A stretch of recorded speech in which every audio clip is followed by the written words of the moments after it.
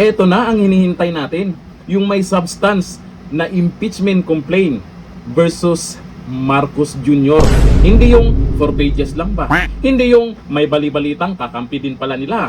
O eto, sa live po kanina ni Attorney Harold Respicio, ang sabi po niya, halaka BBM, nagpa-file kami ng impeachment with Chavit, Mike Defensor, Attorney Topacio, mga bigating general at politiko.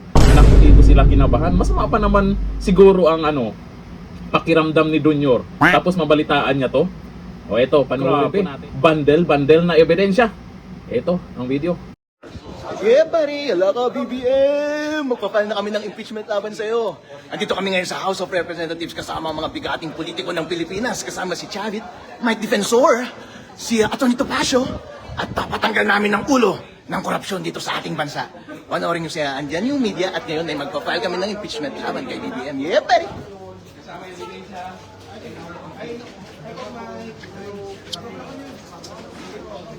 Yung complaint, yung complaint.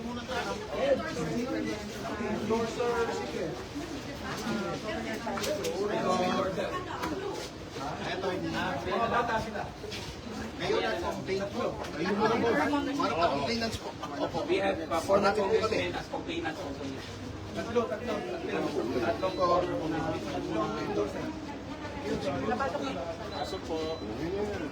Bob, kasama kayo sa complainant?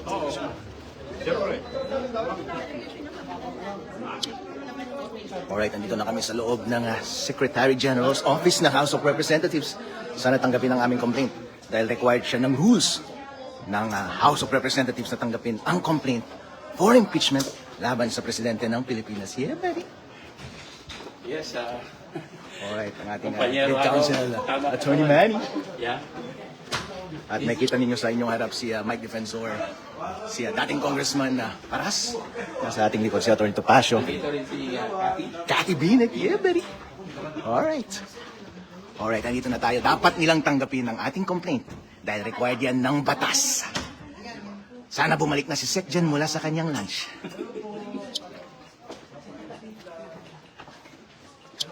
At kasama natin si Atty. Topacio dito sa likod yan ng ating tagapagtanggol. Go, mauna ka, Go. Ito si Cobb Chavit, yeah, buddy. Dito yan sa loob, please.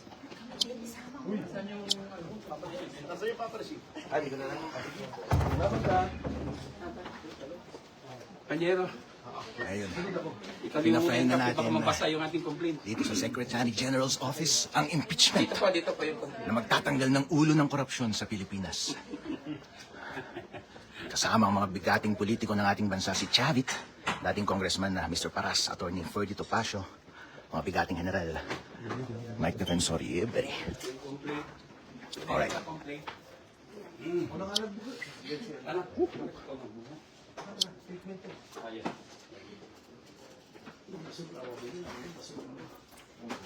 These are pasunod.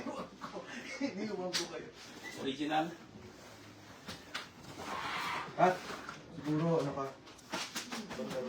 Oo nga.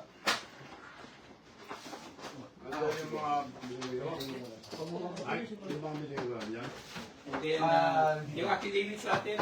And, Hindi natin muna papalis. Ito muna natin papalis. Ito muna ang hindi pag... Yung dito na yung mga tao ron, wala makita matira. Yung project. Hindi, mas madami ka pang hawak.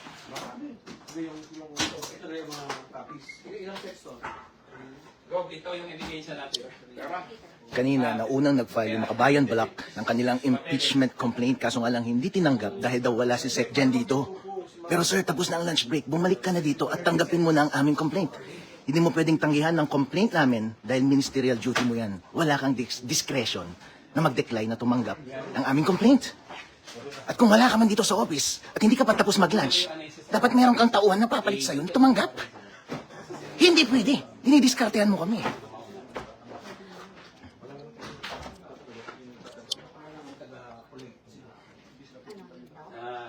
Anong honest?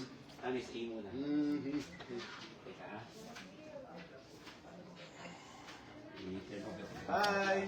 General Garcia, one of the lead counsels, Attorney Manny Luna. one of the complainants. Kathy. All right. Tawagan mo agad importante sa Annex A yung endorsement. Annex B is the Complainants as well, ma'am. Complainant. Yep, one of the complainants. Yeah, buddy. All right.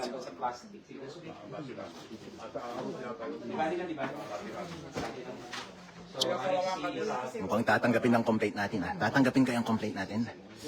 Hindi katulad ng ginawa nila sa Makabayan Black kaninang umaga, na hindi nila tinanggap yung complaint dahil wala daw si Sec Jen.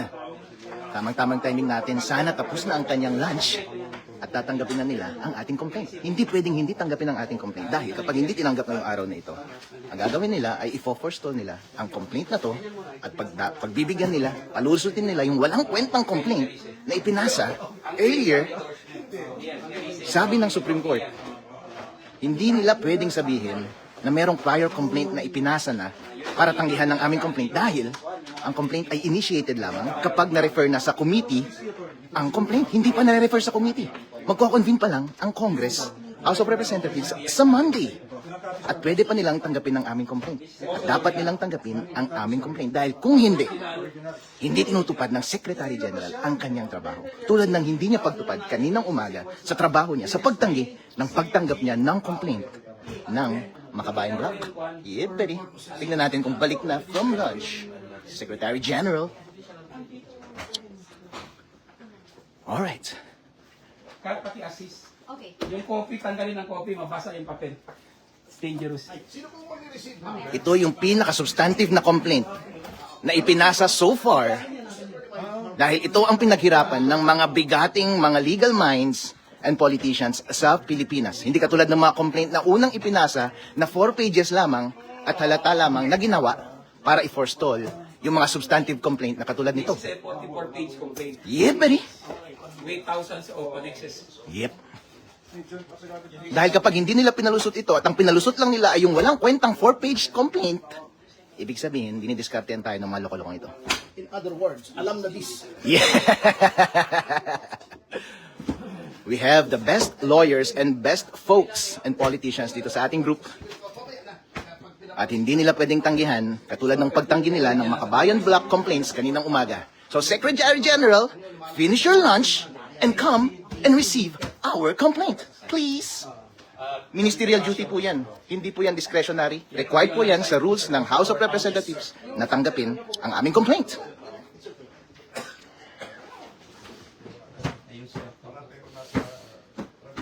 Yes, sir. On our side, Hello everyone. Say hi sa ating 2.5 thousand viewers sa live. Yeah, buddy! Alright. The historic complaint being filed dito sa Secretary General's office ng House of Representatives against sa ulo ng korupsyon ng Pilipinas. Kasi dati, pag sa si Mikey, di ba nung pandemic, di ba? Oo. Nanulo tayo lagi sa walking kasi umiikot tayo. Ang labor mo, labor. Oo. Bilaan. Ayun, diba na, kung na-nice this, sige na. Sure. Oh, dito ka. Alright. Go ahead, boss. Wait, before we start, and I do understand, could we have a moment lang na, wag muna tayo mag-record para... Hindi pwede. This is a public office. Yeah. I will just talk to the... Sige, Tony, go ahead. Sir, pursuant to the people ahead of you, the Secretary General is not around, not authorized to receive. It is the office of the Secretary General. how about The the deputy? Secretary General. Where's the deputy? Deputy Secretary. Sir, I'm the Executive Director. I am the next in line. Yes. So you should receive. In the You should case of receive. Bautista in the case of Bautista impeachment, it's the deputy will receive. Yes. Respectfully. Okay, I'm not here to argue. I don't wish to. Kakampi natin to. Yes. I'm just relaying my position. I'm not. No, attorney, ano lang, It's not an instruction. It is. I am not In a position to receive it. But in the case of the impeachment of former COMELEC Chairman Bautista, whom we impeached, it was the deputy Yes. who received our impeachment The next in complaint line, the in next in line. 2017. Yes, the next in line. There is already a precedence in the House. I would have to say Please check the records. I am not arguing. Sir. Okay. I am not arguing. Thank you. I am not even raising my voice. Sir. Yeah. Thank you. I am just manifesting. Okay. I am not authorized to receive the document. Attorney, may question. Wow. For the record. Ako sir, I'm just saying, I'm not arguing. Sir. No, it's okay. Wow.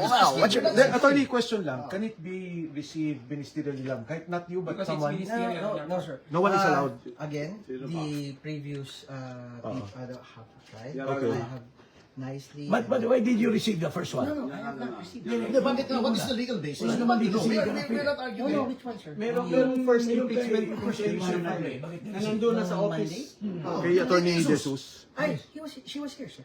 Okay. So, ibig mo sabihin, by the simple expedient of not being here, hindi kayo pwede mag-receive? Is that your stand? Sir, I'm just saying. I'm not authorized. I'm not arguing, I'm asking you. I want an answer. Talaga I'm just manifesting.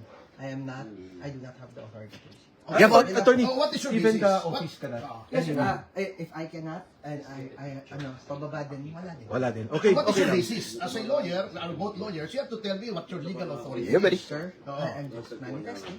And Wow. that's all. Up to what level yung may authority sa office of the section? Can you assure us na wala kayong gagawin to block our filing when we return on Monday? Like Pag nandito na yan, sige. impeachment complaint that you already received. Obviously, sir, that is not within my. Yeah, hindi siya yan.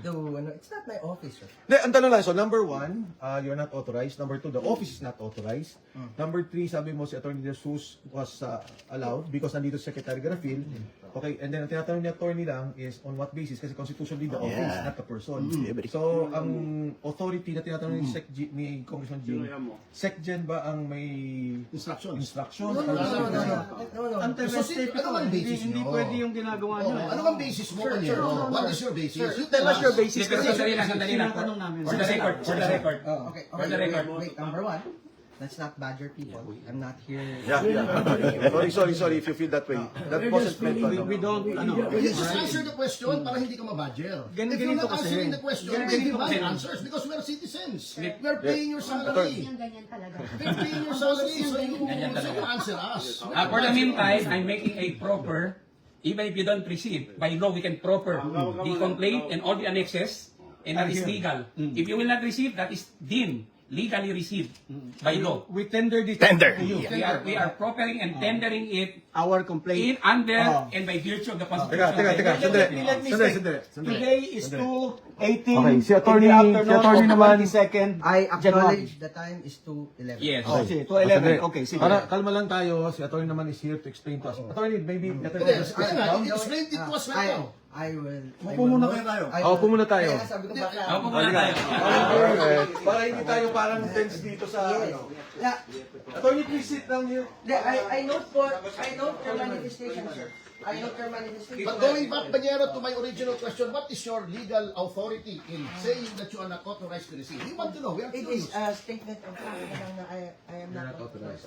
So you are saying that based on your own conclusion of what the law says, you are not authorized. Is that what you're telling this fellow lawyer? It's not in the law. It's Kaya against the nga, law.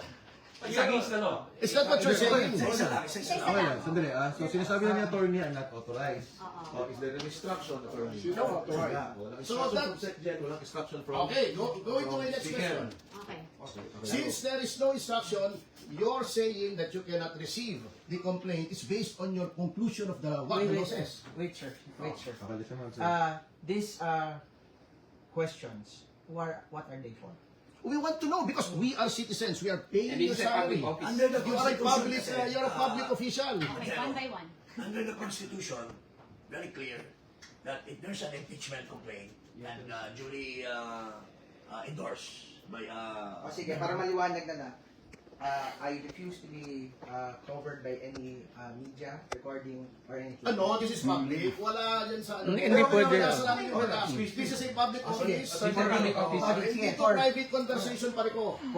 For manifestation's sake, Okay. Okay. I just manifest. Okay, I go ahead. have not consented to any recording or broadcasting of any conversation here as I don't. Okay. Our lawyer and co-complainant, Mabigat yan. Ganyan maghain ng impeachment complaint. Naku, mukhang marami-rami yung mga papel na nilatag dyan. Mukhang may mga kinabahan nga dyan. Ewan ko lang kung mukhang mabagal yung... nakikita natin sa video, mukhang mabagal yung may mga question pa. Ay, sana naman, ayan yung tanggapin nila. Kasi dito sa pangatlong impeachment complaint, mas may substance to. Mas may ebidensya silang hawak. Eh yung iba, di umano impeachment complaint, ilang pirasong papel yung hawak. Sa tingin nyo, seryoso talaga sila? Oo, pwedeng seryoso nga sila. Pero pagdating kasi sa sinasabing ebidensya na ilalatag nila, mukhang kulang ikumpara dito sa pangatlong impeachment complaint. Maraming kinakabahan dito. Oo, eto. Sabi ng mga nag-comment dyan ha. Sabi ni Agnes Lisipo, kapag may substance, dapat yun ang i-accept. Correct. Kaso nga lang, yung mag-a-accept, okay lang ba sa kanya? O sabi ni Miko Spitz, go, impeach BBM. Sabi ni Pagsilog Nilar, laban lang po, kakampi nyo ang taong bayan. Ay nakabantay naman mga taong bayan kung i-accept nila yan o hindi. Sabi ni Lams Rax, kinabahan na ang mga keyboard warrior. Ay malamang mawalan sila ng hanap buhay. Unang-una yan na magiging dahilan kaya mawalan sila ng hanap buhay. 'Di ba? Kung mapalitan na. Ay, abangan po natin yung impeachment complaint ni Marcos Jr. Ito yung pinaka-excited. Ang inaalala ko, masama pa naman yata ang pakiramdam ng ating Pangulo. Aroy! Hanggang dito natin yun. Bye-bye.